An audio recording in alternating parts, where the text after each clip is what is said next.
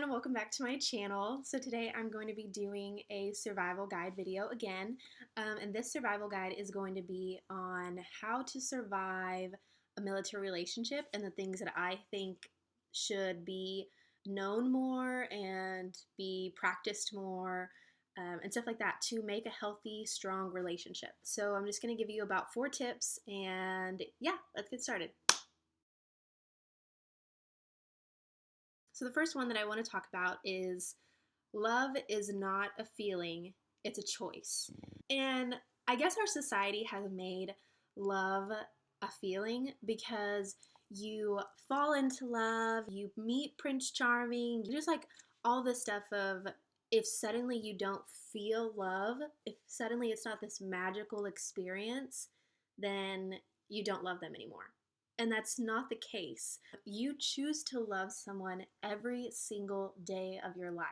You wake up, and obviously it's not a mental note of, I'm going to choose to love this person. But sometimes it is. Sometimes I know I get so upset with my husband that I think, today I'm going to choose to love him. Today I am going to choose to be happy and choose to not be angry at what he's doing or the decision that he made or whatever. Today I'm going to choose love. And I think that's important, especially in the military. You don't see them for a really long time, and maybe just forget to think about them, or you are off in your own life and whatever. And you forget that you're choosing to love them. Like, because they come back, you can't just say, oh, in this past year, I suddenly fell out of love with you and met someone else and I love them now. And yeah, no. You are choosing to not love them anymore and choosing to move on. So just remember that, just whenever they're away for a really long time, that every day you have to choose to love them and choose to fight for your marriage or your relationship. Number 2, surviving deployment, surviving underways, surviving even duty days when they're gone for a day. The tip that I would say is don't think about the negative, because in order to survive, you have to think positively. You can't think, oh, it's 1 year, it's 6 months, or it's 1 day, because I know I do that. I'm like, why does he have to be gone overnight and I don't get to see him for a day and a half? Like, that sucks. Why does he have to do that? But I know sometimes I'm like, I can't change that. I can't say, hey, get out of the military, or hey, come home, because that's not possible. So instead, you think about the positive and think, oh, I'm going to see him tomorrow, or we plan a date in a week and I get to see him next week for our date. And that's how I survived college, because I only saw him 3 times a year when I was in college, because I didn't have any money. I was poor, and so I only saw him 3 times. And everyone got to see their boyfriend, girlfriend. Even a friend that I knew who had a long distance relationship got to see her boyfriend more than I got to see mine. And so it was upsetting because we were both in a long distance relationship, but still I didn't get to see him that much. But I always thought, like, okay, 3 more months until I see him, 2 more weeks until I see him, 1 more week until I see him. Like, always just this positive stuff. And sometimes it was negative, but it's like, you can't change anything. Why not think positive, be happy, enjoy the moment, and you will definitely survive better that way. Number 3, breathe. That was a weird breath, but just breathe. Just breathe. Just breathe. Pretty sure there's a song called Just Breathe. Probably a lot of songs called Just Breathe.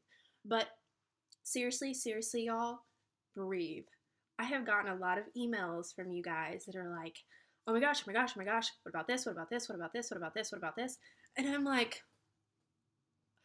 calm down just a little bit, because I understand the struggle. I know that sometimes we get overwhelmed and we're like, oh my gosh, he's leaving. What do I do? How do I do this? Like, what's going to happen? And all this stuff. And you start to freak out. And I encourage y'all to just take a breath, take a little chill pill, and just breathe, because when you start to get overwhelmed, I don't know about all of y'all, but when I get overwhelmed, it reflects onto others. So when I start to freak out, I get angry and I get scared. And then I reflect that onto my husband and I'm like, oh my gosh, oh my gosh, oh my gosh. And he's like, whoa. So it affects the people around you. And it's not good for the brain. It's not good for your body to be stressed. And I want you women's bodies and brains to be healthy.